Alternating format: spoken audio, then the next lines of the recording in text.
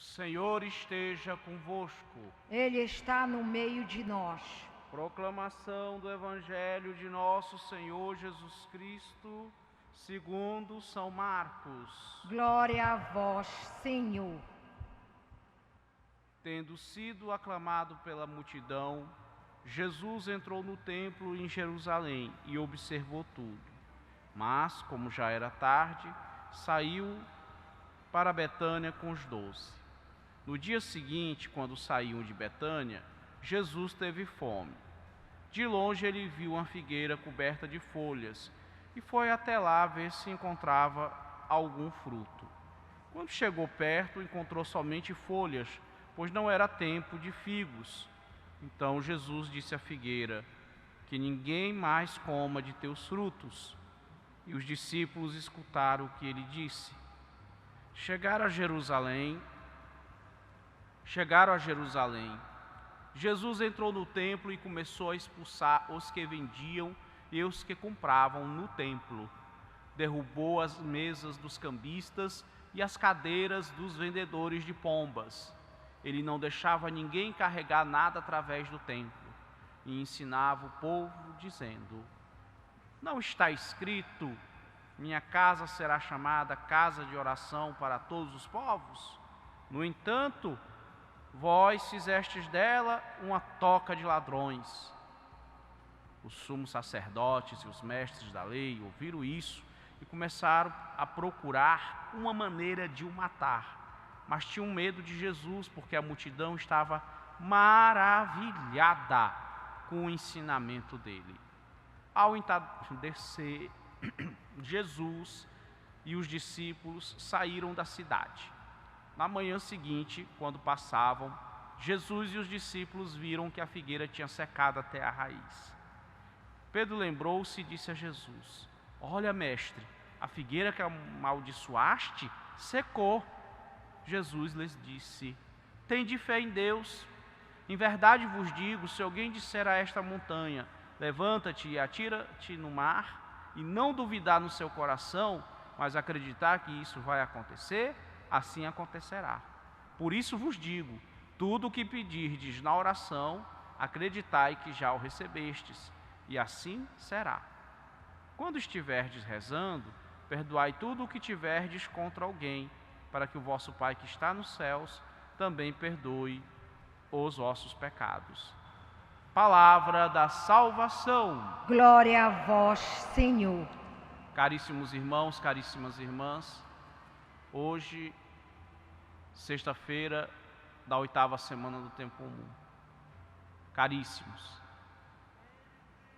nós tivemos como primeira leitura segunda, terça, quarta e hoje trechos retirados da primeira epístola de São Pedro, da primeira carta de São Pedro. Ontem nós não tivemos porque Corpus Christi, grande e festiva solenidade do corpo de Deus. E amanhã nós teremos, na primeira leitura da missa do sábado, um trecho retirado da carta de São Judas Tadeu. Então, meus irmãos, mas a epístola de Pedro, ela tem como temática o sofrimento e a perseverança na tribulação. São Pedro exorta a comunidade que está sendo perseguida a manter-se fiel na tribulação,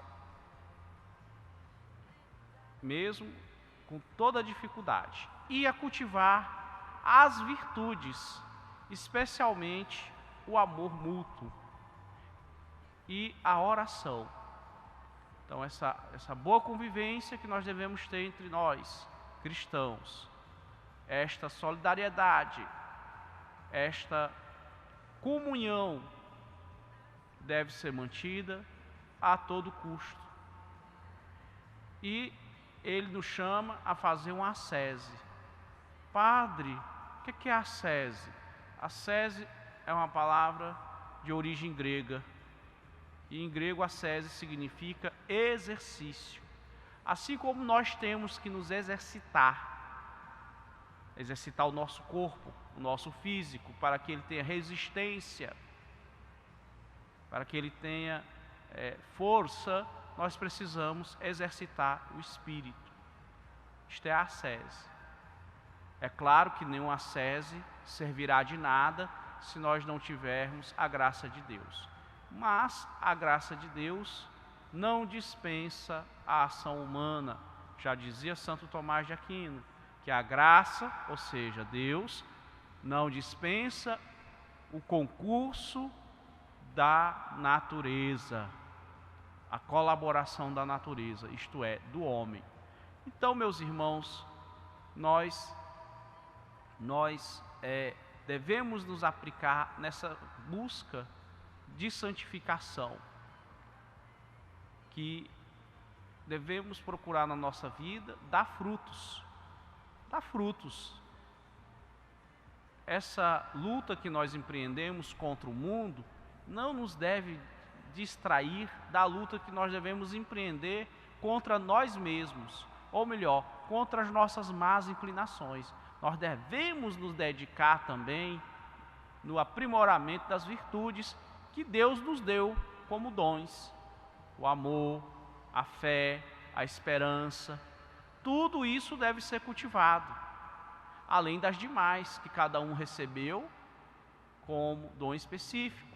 Aquele que tem o dom de falar, aquele que tem o dom de ensinar, aquele que tem o dom de curar. Todos nós devemos nos aplicar no aprimoramento da graça recebida.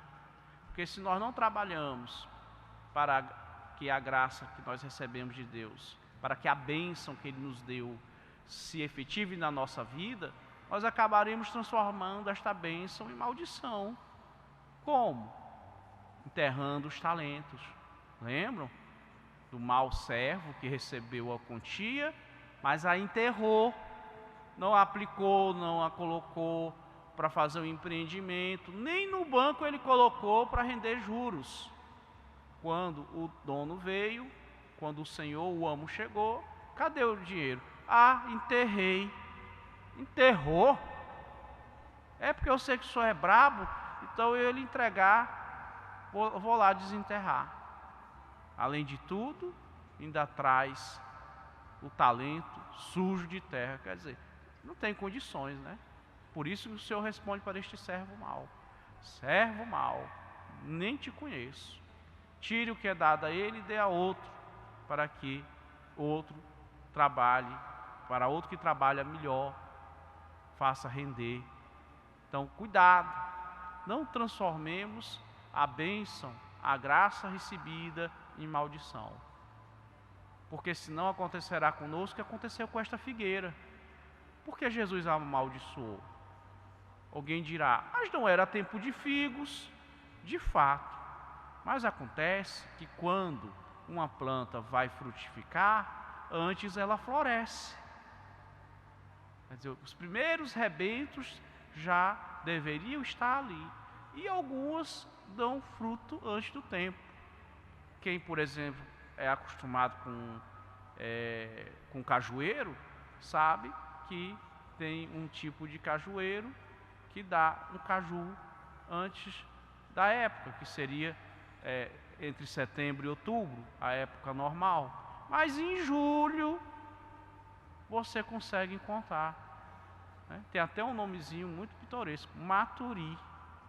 Maturi, o cajuzinho que dá antes do tempo. Então, a planta, antes de frutificar, ela costuma já dar os primeiros sinais de que vai frutificar. Então, esta figueira foi amaldiçoada, não porque Jesus queria um fruto pronto e maduro, mas porque ela não ia frutificar. Ela não estava florescendo, ela não estava se desenvolvendo. Então, nós espiritualmente somos chamados a nos desenvolver pelo combate às tentações do mundo, como nos diz São Pedro na sua primeira epístola, como também pelo adestramento da nossa vontade e a prática das virtudes, tanto das virtudes teologais, fé, esperança e amor, como das virtudes cardeais, fortaleza, temperança, prudência e justiça.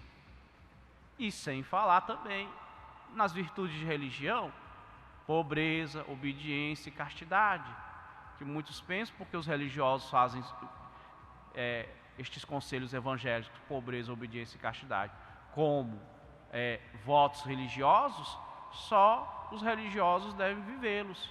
Lê do engano. Virtudes de religião, pobreza, obediência e castidade são virtudes de religião, portanto, são obrigatórias para todos os batizados. Todos os batizados. Claro, cada um no seu estado de vida. E como nós sabemos, falando da virtude da pobreza, a pobreza não significa viver na miséria ou não ter coisas. Significa, a pobreza evangélica é você ser desapegado dos bens materiais. Nós temos como exemplo disso uma santa que era riquíssima, Santa Edviges. Nunca fez votos, mas viveu de modo exemplar as virtudes de religião, sendo, no entanto, miliardária, tendo uma imensa fortuna. Então veja, a pobreza evangélica tem que ser cultivada também, viu? Tenhamos nós muito ou pouco, não devemos nos apegar nem a este muito e nem a este pouco, viu? Bem, e hoje a Ordem dos Clérigos Regulares de São Paulo comemora a canonização, o aniversário de canonização do nosso santo fundador, Santo Antônio Maria Zaccaria.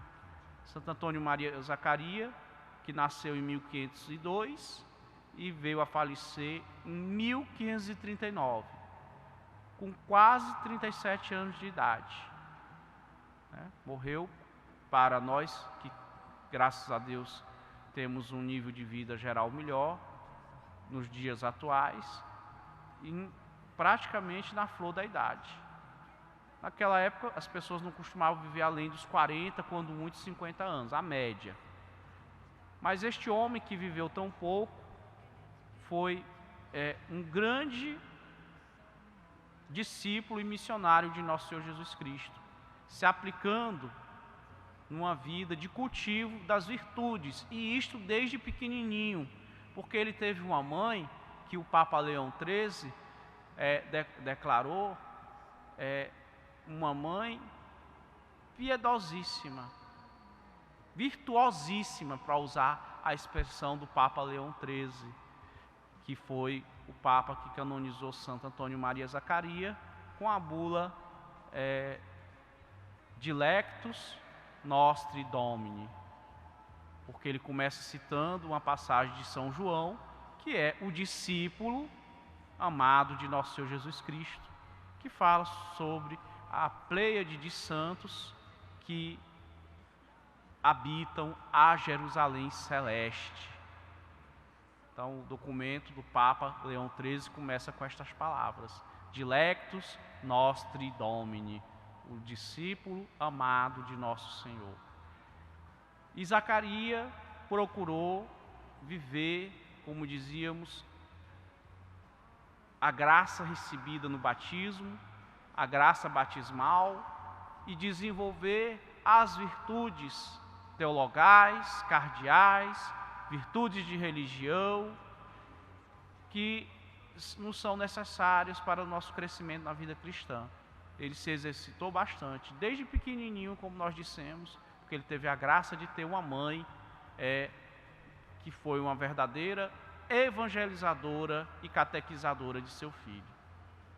Ele fundou a congregação, a Ordem dos Clérigos Regulares de São Paulo, conhecidos como Padres Barnabitas, em 1533, e a Ordem das Irmãs Angélicas, em 1535. Era um grupo que já caminhava desde 1530, sob a liderança de Santo Antônio Maria Zaccaria. Alguém dirá, mas por que demorou tanto para ele ser canonizado? Bem, ele morreu em odor de santidade. praticamente, desde da sua morte, ele era tido como beato. No entanto, houve um documento papal, por volta do ano 1700, se não me falha a memória, que determinava que nenhuma causa que tivesse menos de 200 anos deveria ser levada, os que tinham menos de 200 anos não poderiam estar no catálogo dos santos, né? Aqueles que não tinham, aqueles beatos que tinham fama de santidade, mas que ainda não haviam sido canonizados. Faltava poucos anos para fazer esses ditos 200 anos para Santo Antônio Maria Zacaria, mas não completou. Então, a congregação, por obediência ao Romano Pontífice, decidiu parar com esse processo. E com as vicissitudes da história, com guerras, com invasões, só por volta de 1800 em diante é que se pôde retomar este processo, que culminou no ano de 1897, no dia 27 de maio, na Basílica de São Pedro, sendo então reinante o saudoso Papa Leão XIII, grande Papa do final do século XIX. E hoje nós estamos comemorando esta festividade da nossa congregação, que é a canonização de Santo Antônio Maria Zacaria.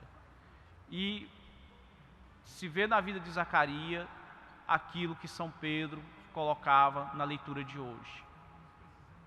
E aquilo que Jesus quer de cada um de nós, como ele colocou no Evangelho. O que é que ele quer? Que nós sejamos frutíferos, que nós demos frutos, que nós já antes da estação já estejamos nos preparando, que os rebentos já sejam vistos, que as primeiras florzinhas já estejam nascendo. Porque se o Senhor tivesse passado pelaquela figueira e tivesse visto isso, ele não a teria amaldiçoado, porque ele sabia que ela não estava enterrando a bênção que recebera. Meus irmãos e minhas irmãs, a exemplo de Santo Antônio Maria Zacaria, sejamos também nós esta figueira frutífera, na qual o Senhor encontra flores e frutos. Louvado seja nosso Senhor Jesus Cristo. Para sempre seja louvado.